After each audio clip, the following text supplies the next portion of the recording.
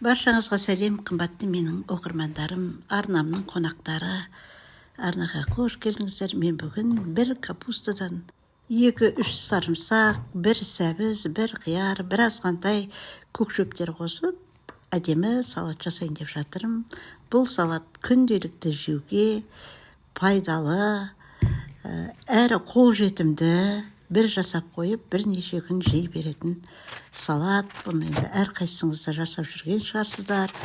Бірақ менің нұсқамда, жаңағы менің әдісімді көріңіздер дегім келеді. Егер қызықтырса, менімен бірге аяғына дейін болыңыздар. Мен бұл жолы капустамды осындай ірі-ірі қылып турап жатырмын. Негізінде менің бейнемді көріп жүрсеңіздер, мен дәл осы капустаны әртүрлі қылып жасап жүрмін. Енді турап алған капусталарымның бәрін ажыратып жатырмын, араларының бәрін. Қазір біз қайнаған су құйғанда арасына молынан жететіндей қылып, бәрін тал-тал қылып, осылай ажыратып тастаймыз. Бір капустаның өзінен көп салат шығады. Бір жасап алған салатты бірнеше күн жейміз, және оның маринаты енді адам айтқысыз дәмді, тәтті болады. Бұл бүткіл іш құрылысының бәрін тазартуға өте пайдалы салат деп айта аламын. Енді менің бұл ыдысым кішкентай тарлық етті. Менің капустам 1 келіден 200 грамдай ғана азат. Соның өзінде осындай көп капуста шықты. Енді кезекте сәбіз. Сәбізді мен бір ғана сәбіз алдым. Оны көптеу қылып алсаңыз да өзіңіз білесіз.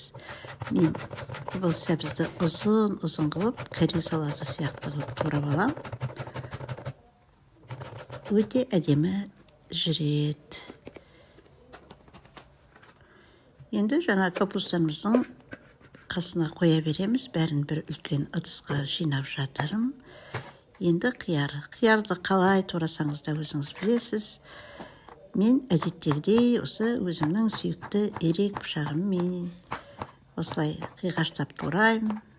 Ол капустаның ішінде әдемі болып жүру үшін. Бұл қиярды да өзіңіздің қалауыңызша көп аласыз ба, немесе салмайсыз ба, өзіңіз білесіз.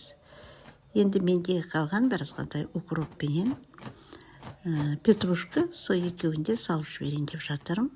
Құрметті менің сүйікті оқырмандарым, егер сіз менің арнама тіркелмесеңіз, арнаға тіркеліп алсаңыз деген менің бір азғантай өтінішім бар. Сіздердің арнаға тіркелу арқылы лайк, пікір қалдырсаңыздар, менің осы арнамның арға қарата жылжуына үлкен әсері болар еді. Сіз үлкен көмек берер едіңіз.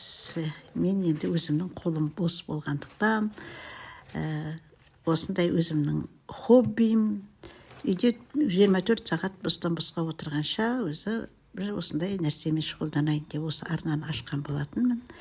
Міне енді дәмдеуіштерге келетін болсақ, орта шай қасық зира алдым, үлкен қасықпенен тұз алдым, және корей салатының дәмдеуішін 100 грамм қант пен өсімдік майын және ащы бұрыш алдым. Енді зираны мен кішкене уақтап алайын деп жатырмын. Және 2-3 бас сарымсақ, және 3-4 жапырақ, лавр жапырағын алатын болам. Және 100 грамдай яблочный уксус алам. Олардың бәрін қазір жұмыс барысында көрсететін боламын. Міне мен зираны әптен уақтауға тырысып жатырмын. Зира деген бір әдемі дәм береді. Мен оны тек бір қасықтың ұшымен деуге болады. Онша көп алған жоқпын. Шай қасықпен ғана алдым. Енді маринадты дайындайтын боламыз. 1 литр су алдым. Жаңағы зирамды және басқа да дәмдеуіштерімнің бәрін осы суға қосатын боламын. Мен бір қасықты, ас қасықты толтырып тұз алдым. Егер тұзы азғантайлау болатын болса, тағы себезелеп қосымша салатын боламын. Енді жаңағы алған барлық дәмдеуіштерімнің бәрін осы суға салдым және жақсылап әбден қайнататын боламыз. өзіңізде қандай дәмдеуіштер бар, бәрін ала беруге болады. Егер капустаны аппақ қылам десеңіз, енді мынадай сәбізді де азғантай салып, және бояғыш демдеуіштерді де азғантай салсаңыз, өте әдемі болады. Жаңағы 3 сарымсақты мен жаңағы капусталардың үстіне теркадан өткізіп салып жатырмын. Қалампыр салсаңыз да болады, қара бұрыш, түйіршіктелген, сондай да салып жіберуге болады. Енді мен әр уақытта қолымда қандай дәмдеуіш бар, соны мен жасай берем, және осы салатты мен үнемі жасап қоям. Өйткені біздің үйдегі отағасы осы салатты өте жақсы көреді. Осы капустам бітті деп отырады. Бітті-ау деген кезде осыны толтырып жасап қоя берем. Бұл біздің мұздатқышта тұра беретін, ешқандай жаңағы ашымайтын, құшымайтын керемет салат өзінің маринатында тұра береді. Міне чесногымызды жасап болдық. Енді біздің суымыз да қайнап қалған шығар. Суды кішкене көбіректе алуға болады. Міне осындай мен 3-4 жапырақ алайын деп жатырмын. Енді оны жаңа қайнап атқан суға салып жібереміз. Және міне алма уксусы, одан да 100 грамдай алатын боламыз. Міне әдемі болып қайнап жатыр екен. Енді мен уксусымды капустамның үстіне құйып жіберіп жатырмын. Бұны жаңағы майонезға да құйып жіберуге болады. Мен әр уақытта әртүрлі қыламын. Енді қайнап жатырған жаңағы маринатымызды жаңағы сарымсақтың дәл үстіне құйдым, және осындай үлкен тәрелкемен бастырып жатырмын. Оның үстіне үлкен груз қоямыз. Сонда капустаның соғы шығып, жаңағы суымыз ойдай керемет болып тұрады. Міне 5-6 сағат болды. Менің салатым осындай болып тұр екен. Иісі әдемі болып шығып жатыр, керемет болды.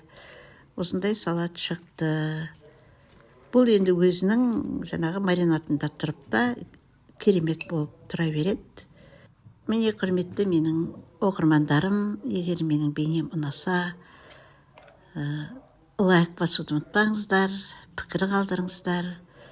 Сіздер қалай жасайсыздар, жаса кетіңіздер, және менің арнамнан қандай рецепттер көргіңіз келеді, оны да жаса кетіңіздер. Осымен мен өзімнің бейнемді аяқтаймын.